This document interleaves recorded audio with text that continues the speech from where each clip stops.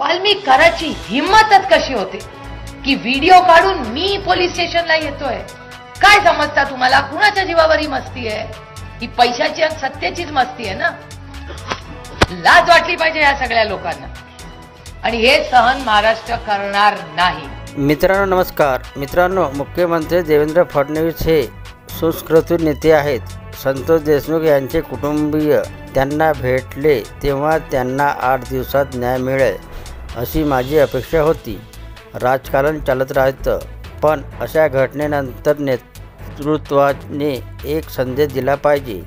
हे राज्य छत्रपती शिवाजी महाराज, शाहू फुले, आंबेडकरांच्या संस्कृतीने चालेल हा संदेश गेला पाहिजे.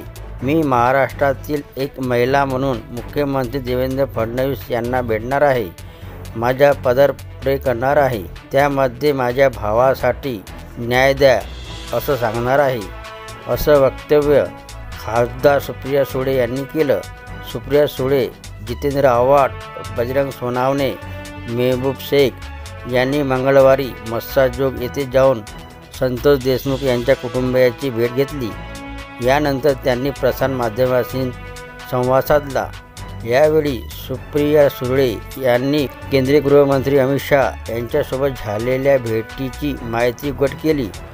संतोष देशमुख हत्या प्रकरणात खासदार बजरंगी बाप्पा सोनवणे यांच्यामुळेच उघड झाले. ते संसदेत उभे राहिले आणि त्यांनी भाषण केले. बजरंगी सोनावणे आणि मी 8 दिवसापूर्वी आम्ही अमित शहा यांना भेटून आलो. त्यांनी आम्हाला शब्द दिलाय ते या विषयात जातीने लक्ष घालतील. आम्ही दोघांनी याचे फोटो टाकले नाहीत, काही बोललो नाही. आम्ही लोकशाही पद्धतीने गृहमंत्र्यांना विनंती केली, यामध्ये पोलीस किंवा अधिकारी कोणीही गुन्हेगार असो त्यांची गय करू नका. महाराष्ट्राने तुम्हाला इतकं मोठं मतदान केलं, न्याय मिळणार नसेल तर काय करायची सत्ता, असे सुप्रिया सुळे यांनी म्हटलं.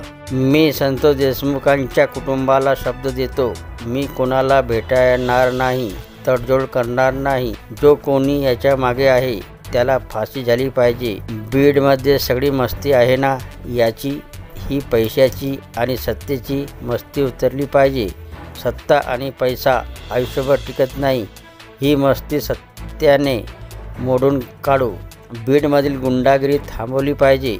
बीडमधील महिलांना मोकळेपणाने फिरता आले पाहिजे.